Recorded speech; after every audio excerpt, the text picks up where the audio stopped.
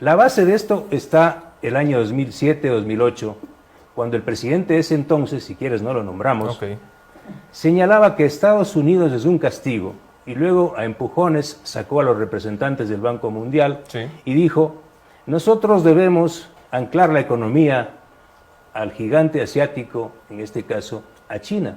Entonces, muertos los gringos, para decirlo así muy en cristiano, vamos a anclar la economía a China. ¿Y cuál es el discurso del presidente de ese entonces? Hasta ahora la partidocracia ha vivido del gran negocio de la intermediación. Vamos a acabar, vamos a liquidar a los intermediarios petroleros que se llevan unas comisiones enormes. Ahora vamos... Y eso tenía sentido en esa época. Por supuesto. Porque es verdad que había gente que vivía de Entonces, claro, petróleo. Los ecuatorianos aplaudían, toditos aplaudían, hasta los que se fueron recién aplaudían. Entonces, claro, ahora vamos a entregar directamente nuestro petróleo a los chinos. ¿Y qué decía el presidente de ese entonces? Como China tiene mucho dinero, muchos dólares, y nosotros tenemos petróleo, entonces los chinos nos prestan los dólares y nosotros a cambio les damos el petróleo. Entonces así llegamos a las cifras, ¿no es cierto? El año 2009 se firma el primer contrato con Petrochina. ¿Sí? Nos entregan $1.000 millones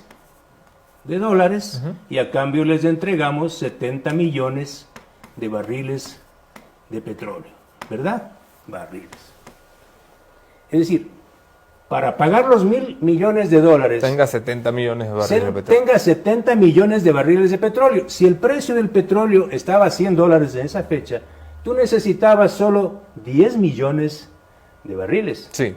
Aquí les diste 7.000 millones de dólares. Exactamente. Es decir, el señor presidente de ese entonces le puso en manos del Banco de Desarrollo de China y de Petrochina un negocio de 70.000 millones de 7.000 millones de dólares a esa fecha, porque ellos querían acceder a los créditos y con esos créditos hacer las grandes obras como la refinería del Pacífico que no existe, como Toachi Pilatón que no existe, como la ciudad del conocimiento que no existe, entonces que fueron financiadas por los chinos. Bueno, entonces se entiende primero que los señores de China, ¿sí? Tenían que llevar el petróleo a China, ¿verdad? Porque el presidente de ese entonces dijo que en la partidocracia había unos intermediarios mafiosos que se robaban unas grandes comisiones. Entonces todos los ecuatorianos pensamos y dijimos, bravo, qué buen presidente, ahora el petróleo va a ir a China. Mentira. Casi ni un solo barril, ¿sí? Fue a China. Entonces, para hacer corto... Dame un segundito para algún día... necesitamos medio día. Este es el Ecuador, aquí había un intermediario, acá estaba la China, ¿verdad? Lo que decía Correa es que en lugar de ir así el petróleo ecuatoriano hacía esto, llegaba a un intermediario que se quedaba con gran parte de los ingresos y este lo distribuía a China. O a otros países. La promesa era hacerlo directamente y por eso contratamos a Petrochina. Exactamente. Lo que pasa es que ese Petrochina no era Petrochina. Exactamente. Aquí viene lo peor. El gobierno que quiso acabar con los intermediarios, borremos eso. Puedes borrar. ¿Sí? El gobierno que quiso acabar con los intermediarios acabó generando la mayor trama de intermediación financiera y comercial de la historia. Y le permitió a China y a Rusia montar un esquema delictivo sin precedentes que ahora le interesa a la justicia de Estados Unidos. Entonces, entre el 2009 y el 2017, ¿sí? Que es el gobierno de ese entonces, ¿sí? Se gestionan 20.000 millones de dólares de deuda, ¿sí?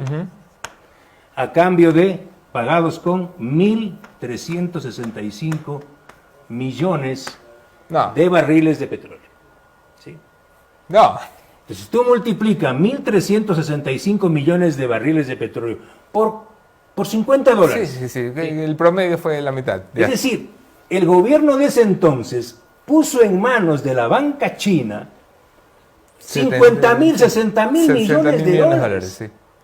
Y ellos, o sea, cualquier economista de ahora sabe que entró al premio universitario que eso se hace en negocios a futuro, porque el petróleo es dinero líquido. El petróleo no es que es un commodity ahí que está... No, el petróleo es dinero líquido. Bueno, entonces, estos señores, ¿sí?, le entregaron a China 60.000 millones de dólares a cambio de 20.000 millones de dólares con tasas de interés del 7%. Y aquí viene lo peor.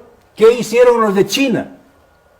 China toma los contratos nuestros y le entrega a 4 bancos europeos.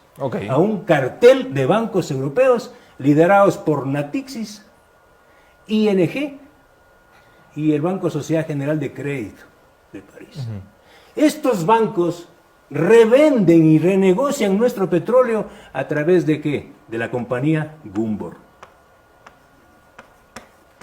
Que esta es la que tenemos años escuchando, ¿no? Esta es la compañía.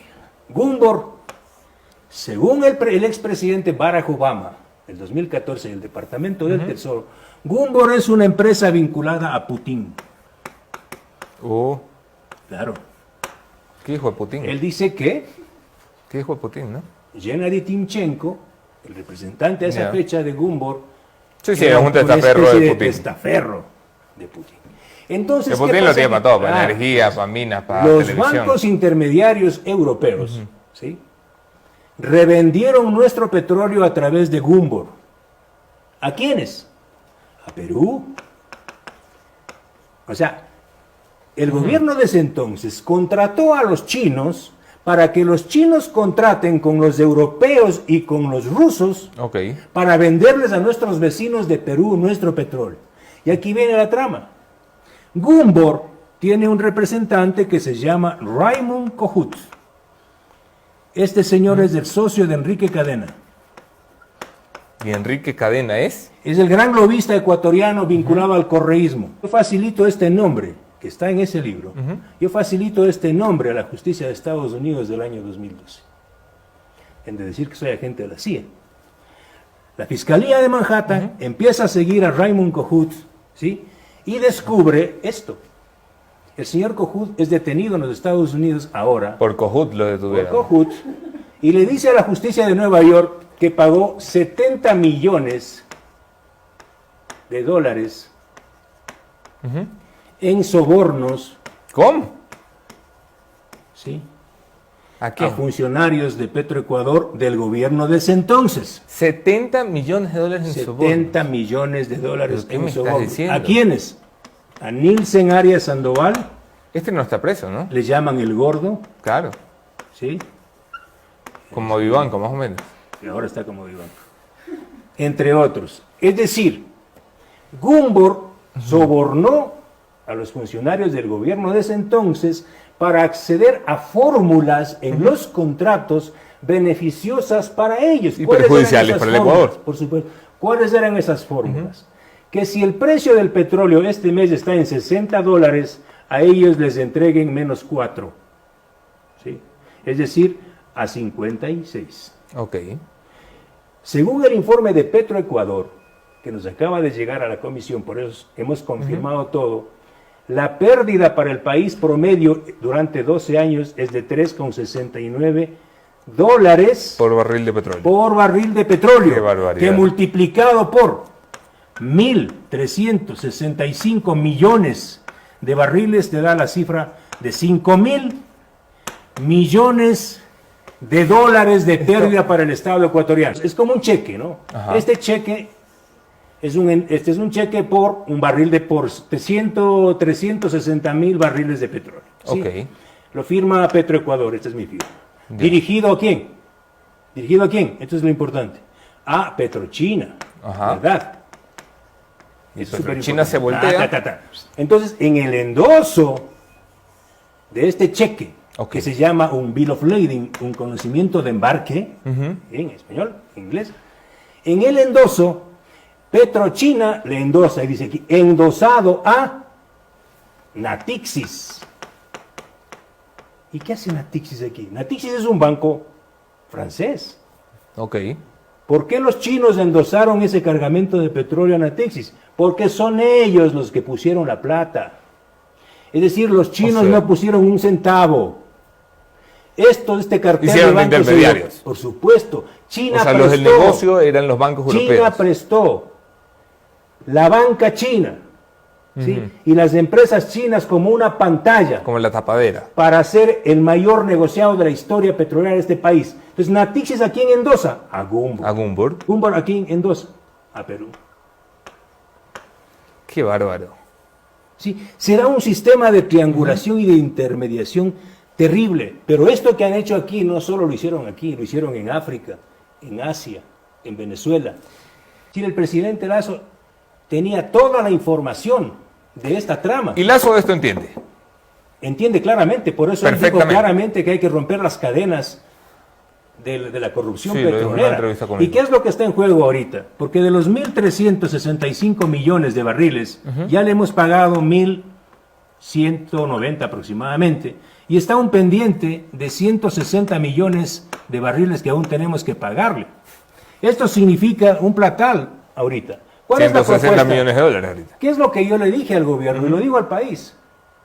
Enséñele los documentos al presidente de China, Xi Jinping, y dígales que esta mafia intermediaria le usó al Estado chino, si es así, para perjudicar a un país pobre como el Ecuador, y que se han llevado 5.000 millones de dólares, y que le permita al país manejar estos 160 millones de barriles, no entregarles a ellos a precios descontados, sino que nos permita vender en el mercado spot a precio del mercado, y con la plata que nosotros vendemos, le pagamos a ellos el crédito. O de lo contrario, les entregamos los 160 millones de barriles de petróleo, pero a precio del mercado spot, no con las fórmulas descontadas de Nielsen Arias y Rafael Correa.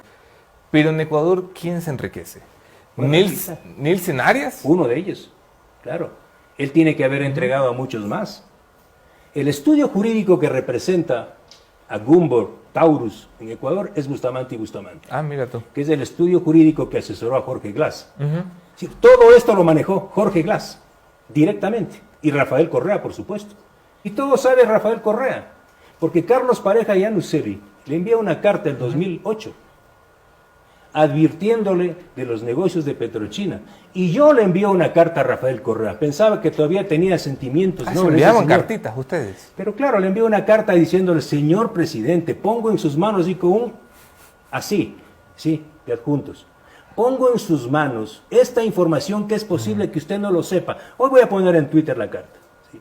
Es posible que usted no sepa, señor presidente, cómo se está manejando esta trama.